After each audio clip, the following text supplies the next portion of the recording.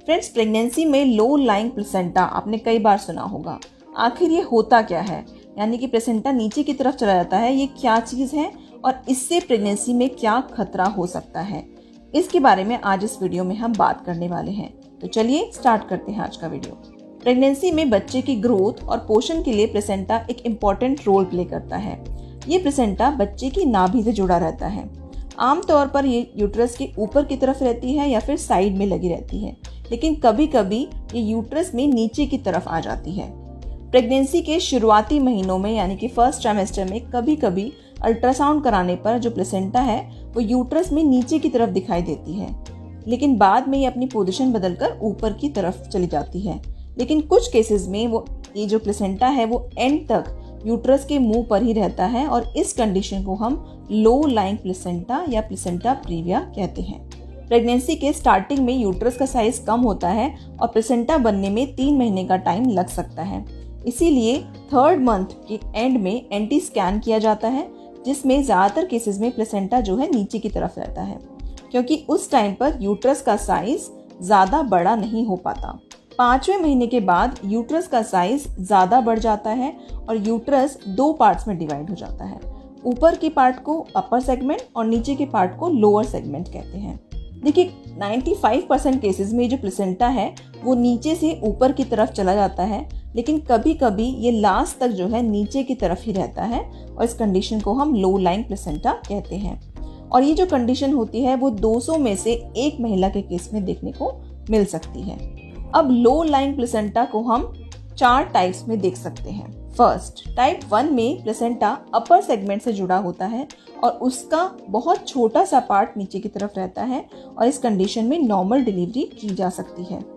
Type 2 में placenta uterus के मुंह तक पहुंच जाता है, लेकिन यूट्रस के मुंह को कवर नहीं करता है, तो इस कंडीशन में भी नॉर्मल डिलीवरी हो सकती है। टाइप 3 में प्लेसेंटा यूट्रस के मुंह को पूरी तरह से ढक तो लेता है, लेकिन जब यूट्रस का मुंह जो है डायलेट होता है यानी फैलता है तो वह उसे कवर नहीं कर पाता।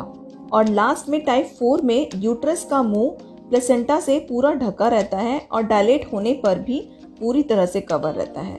तो देखिए, लास्ट की दोनों कंडीशन में ही नॉर्मल डिलीवरी नहीं हो पाती, इसीलिए सी सेक्शन करना पड़ता है। तो आइए अब जान लेते हैं कि जो लो लाइंग प्लेसेंटा है वो किन लेडीज में ज़्यादा देखने को मिल सकता है। पहला कि अगर आपको पहली प्रेगनेंसी में प्रॉब्लम रही थी तो आपको नेक्स्ट प्रेगनेंसी में भी इसका खतरा बढ़ जाता है। इसके अलावा अगर आपके यूट्रस का किसी भी तरह का ऑपरेशन हुआ है या फिर पहले इसमें फिब्रॉइड था तो इस केसेस में भी लो लाइंग प्लेसेंटा हो सकता है। अगर आपके ट्विंस हैं यानी कि जुड़वा बच्चे हैं तो इस केस में भी प्लेसेंटा प्रीविया के चांसेस बढ़ जाते हैं। इसके अलावा अगर आपकी एज 35 साल या उससे ज़्यादा है या फिर आपके पहले सी सेक्शन डिलीवरी हुई है या फिर प्लेसेंटा का साइज नॉर्मल से ज़्यादा है तो इन केसेस में लो लाइंग प्लेसेंटा का खतरा बढ़ जाता है। अब जानते हैं कि अगर आपको लो लाइंग प्लेसेंटा की प्रॉब्लम है तो आपको क्या खतरा हो सकता है या फिर ये जो कंडीशन है वो आपकी प्रेगनेंसी के लिए कितनी खतरनाक हो सकती है। सबसे पहले, लो लाइंग प्लेसेंटा होने से प्रेगनेंसी के दूसरे या तीसरे तिमाही में आपको हल्की या भारी ब्लीडिंग का सामना करना पड़ सकता है। अगर आपको हैवी ब्लीडिंग हो तो इसमें बिना किसी देरी के आपको डॉक्टर्स के पास जाना चाहिए। प्लेसेंटा के यूट्रस के मुंह पर होने की कंडीशन में सी सेक्शन डिलीवरी ही करनी पड़ती है, क्योंकि नॉर्मल डिलीवरी से बच्चे और माँ दोनों को खतरा हो सकता है।